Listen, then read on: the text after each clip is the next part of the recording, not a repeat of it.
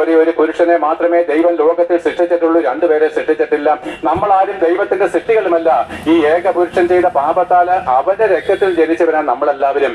എല്ലാ ഹിന്ദുക്കളും, എല്ലാ ക്രിസ്ത്യാനികളും, എല്ലാ മുസ്ലിങ്ങളും, ഈ ഭൂമിയിലെ അറുതി മുതൽ അറുതി വരെയുള്ള ഇന്നവരെ ജനിച്ച് വളർത്തപ്പെട്ട് മരിച്ചടക്കപ്പെട്ട എല്ലാവരും, ഇന്ന് ജീവിച്ചിരിക്കുന്നവരും എല്ലാവരും ഏക പുരുഷന്റെ, ആദമെന്ന് പറഞ്ഞ ഏക പുരുഷന്റെ രക്തത്തിൽ നിന്ന് ജനിച്ചതായതുകൊണ്ട് എല്ലാവരും ഒരുപോലെ പാപം ചെയ്ത് ദൈവ തേജസ് നഷ്ടപ്പെടുത്തിയവരാണ്.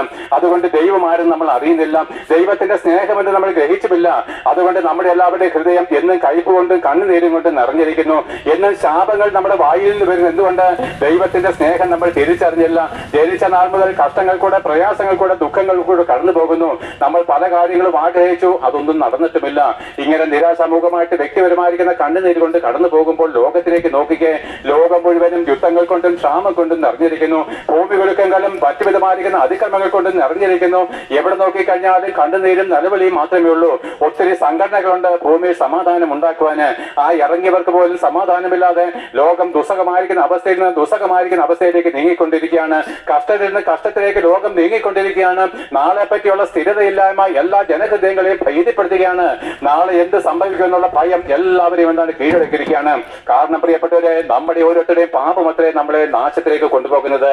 എന്നാൽ ഇങ്ങനെ എല്ലാ മനുഷ്യരും പാപം ചെയ്ത് ദൈവ തേജസ് നഷ്ടപ്പെടുത്തി എല്ലാവരും ഈ ലോകത്തിൽ മരിച്ച് നരകാഗ്നിയിലേക്ക് ഒടുങ്ങിപ്പോകുമ്പോൾ, ലോകാവസാനമായിരിക്കുന്ന ഈ സമയത്ത് ദൈവം തന്റെ പുത്രനായിരിക്കുന്ന യേശുക്രിസ്തുവിനെ, പാപമില്ലാത്തവനെ ലോകത്തിലേക്ക് അയക്കുകയും അവൻ ഈ ഭൂമിയിലേക്ക് കടന്നു വന്ന് പാപത്തിന്റെ ശമ്പളം മരണമാണെന്നുള്ള ദൈവകോടതിയുടെ മുമ്പിൽ നമ്മുടെ ഓരോരുത്തരുടെയും പാപം സ്വയം ചുമലിലേറ്റി നമുക്ക് ഓരോരുത്തർക്കും പകരക്കാരനായിട്ട് മരിച്ചു.